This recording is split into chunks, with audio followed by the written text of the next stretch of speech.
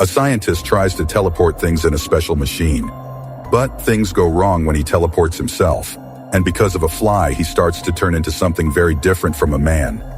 What will happen to him? At the start of the movie, Ronnie interviewed Seth Brundle during a press event at Bartok Science Industries. Seth didn't want to share much about his project, so he invited her to his lab.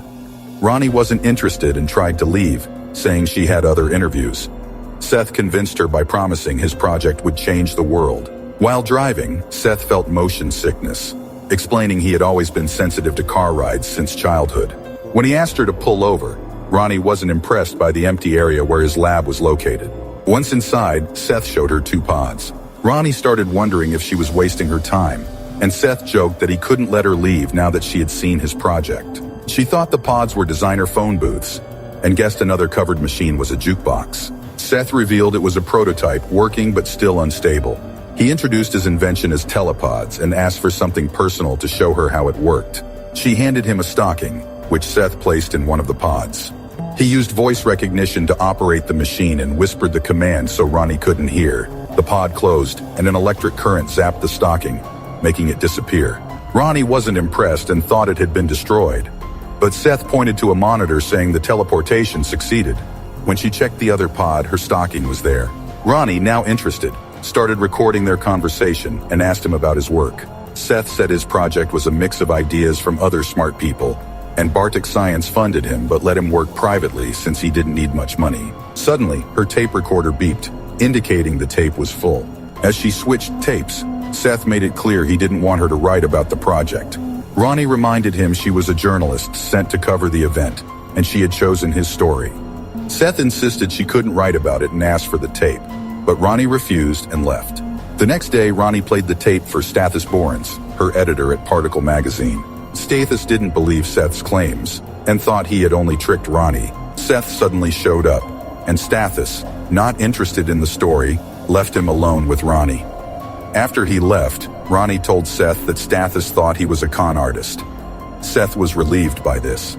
Ronnie still wanted to find a magazine to publish her story, but Seth invited her to lunch instead. At a diner, Seth explained that he had worked alone for so long that he was excited to talk about his project with someone.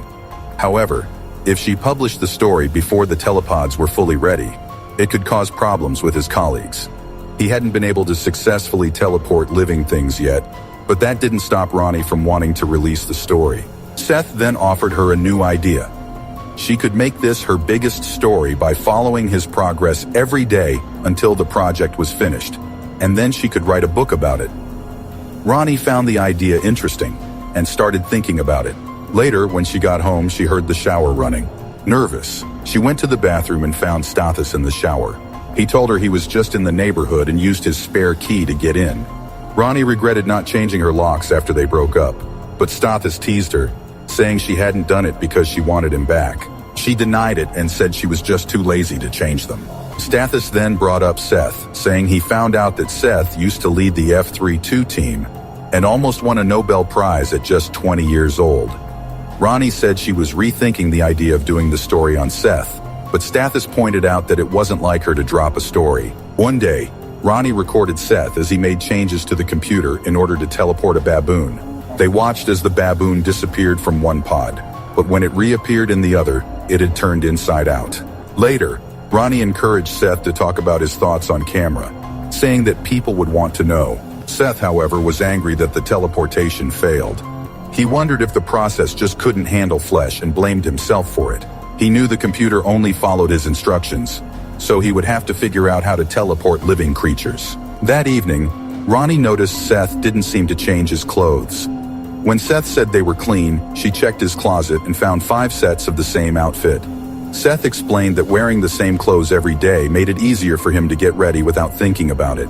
Ronnie offered to cook dinner, but Seth suggested they go out. Ronnie called him cute, leaned in for a kiss, and they ended up spending the night together. Afterward, Seth rolled over and felt something stuck on his back. Ronnie pulled a chip from his skin and kissed him again. Suddenly, Seth had a new idea. Seth cut a raw steak in half and placed one part inside the telepod. He teleported the steak, then cooked both the teleported piece and the piece that hadn't been teleported. He let Ronnie taste both steaks to compare. She said the teleported one tasted unnatural. Seth realized that the computer didn't understand biological material properly and made its own version of it inside the telepod. While Seth was busy working, Ronnie left.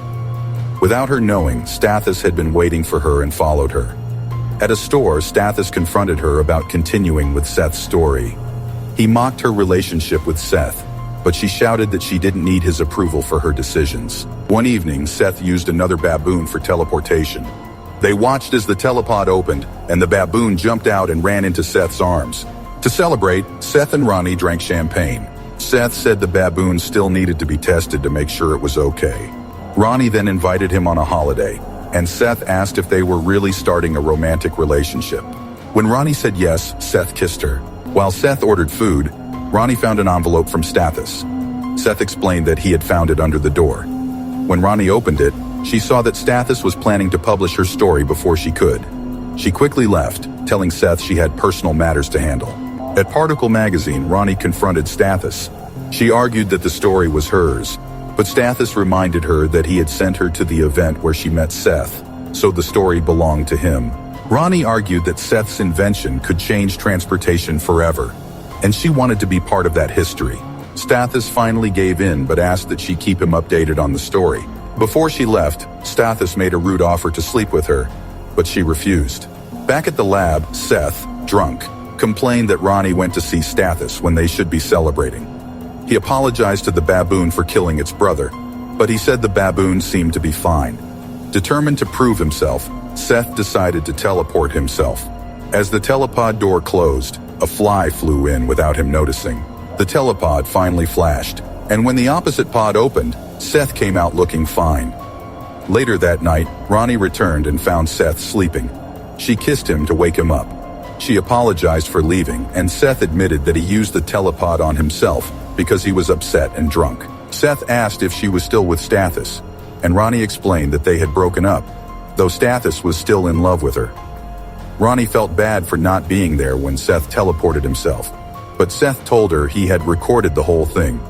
As they kissed, Ronnie's hand brushed over his back, missing the hairs growing from the wound he got the night before. As they slept, a fly buzzed around, and Seth caught it when he woke up. The next morning, Ronnie woke up to see Seth standing in the lab. To her surprise, he began doing handstand push-ups on a chair, then did pull-ups, showing off his new agility and strength. Ronnie watched, impressed by what he could do. Over coffee, Seth explained that he believed his new abilities came from the teleportation, which rearranged his atoms like a filter purifies coffee. Ronnie noticed how much sugar he put in his coffee, but he shrugged it off, excited about his project's success. Seth continued to talk about how he felt like a better version of himself after coming out of the telepod. Later, they spent more intimate time together. Ronnie eventually got tired, saying they had been going at it for a long time, but Seth wasn't done yet. While they were kissing, Ronnie saw strange hair on his back, but Seth didn't seem to care. Ronnie got some scissors to cut the hairs while Seth ate ice cream, but she noticed the hairs were unusually thick and rough. Suddenly, Seth insisted that Ronnie should teleport too, so she could experience what he felt. But Ronnie got scared, and Seth angrily shouted at her. She realized that something went wrong when Seth teleported himself, but he refused to listen. Angry, Seth decided she wasn't worth his time anymore and left to find someone else to join him. Seth went to a bar and saw a woman named Tawny watching an arm wrestling match. Tawny said she hoped one of the men would win because she liked him. Seth said he liked her and might join the match for her. He bet $100 that he would win the match, but if he did, he would take Tawny home. Tawny didn't like the idea, but the men thought it would be an easy win. Seth joined the match, and a white liquid came out of his hand while he was arm wrestling. He broke the man's wrist and then took Tawny with him. In the morning, they arrived at Seth's lab, but Tawny was too drunk to walk up the stairs, so Seth carried her. He showed her the telepod and then slept with her. Afterward, Seth wanted Tawny to try the telepod, but she refused. When she teased him, he pulled her toward the machine. Just then, Ronnie came in and Tawny left. Seth thought Ronnie was jealous, but she said that Seth had changed. She pointed out his strange looks and smell, and told him that the hairs from his back were from an insect. Ronnie believed Seth was sick, but Seth got angry and started breaking things. He then threw her out. As Ronnie left, she cried. Seth looked in the mirror and saw that his face was changing.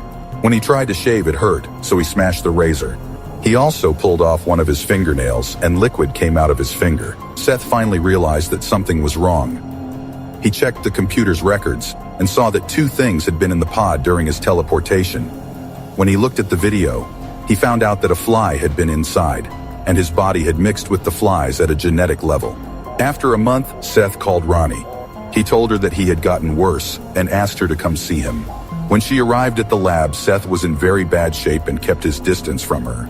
He told her that a fly got into the pod when he teleported, which confused the computer and made it combine them.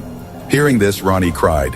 Seth explained that his body was falling apart, and soon he would disappear completely. Ronnie wanted him to find a cure, but Seth didn't want to become a test subject.